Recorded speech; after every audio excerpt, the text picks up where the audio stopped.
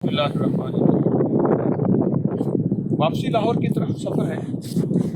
راستے میں یہ مری ہوئی گائے ہیں۔ اس وقت ہم قلعہ بجنوٹ میں پیاس، بیماریاں، تنہائیاں، شدت اور موت۔ خوبصورت گائے گری پڑی ہے، اس کے اندر آخر تک خول ہو چکا ہے، آخر تک خول، اس کے اندر سب کچھ کھا لیا، جو کچھ بھی تھا وہ سب کھا لیا، اب صرف ہڈیاں ہیں۔ اب زندگی کا اگلا مرحلہ ہے، اور وہ مرحلہ آپ ادھر سے آ کے دیکھیں کہ یہاں سے یہ تنہائی شروع ہے اور گلنا شروع۔ اللہ کا نظام ہے، لیکن یہ دکھاتے ہوئے میں ایک بات ضرور بتاؤں گا۔ ہمارے ایک جاننے والے ہیں، نام لینا مناسب نہیں، کہنے لگے میں صحرا میں گیا، ایسے گائے مری ہوئی تھی۔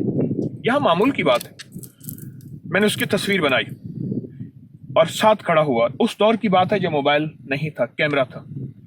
اس تصویر کا پرنٹ نکالا، پھر نکالنے کے بعد میں جگہ جگہ گیا اور کہا دیکھو لوگ پیاس سے مر رہے ہیں، لوگ بھوک سے مر رہے ہیں، یہ دیکھو جانور مرا ہوا ہے، میں ساتھ کھڑا ہوں۔ صحرا میں ہے، لوگوں کے پاس پانی نہیں، کھانا نہیں، پینا نہیں۔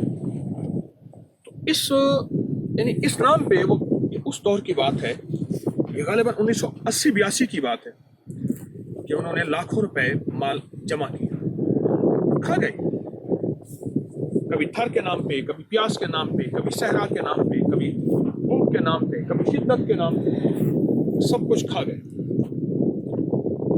یہاں یہ زندگی کا معمول ہے، مر جاتی ہیں یہ چیزیں اور ختم ہو جاتی ہیں۔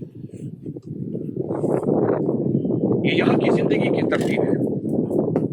یہ دیکھیں، یہ ڈھول کی طرح بج رہا ہے چمڑا۔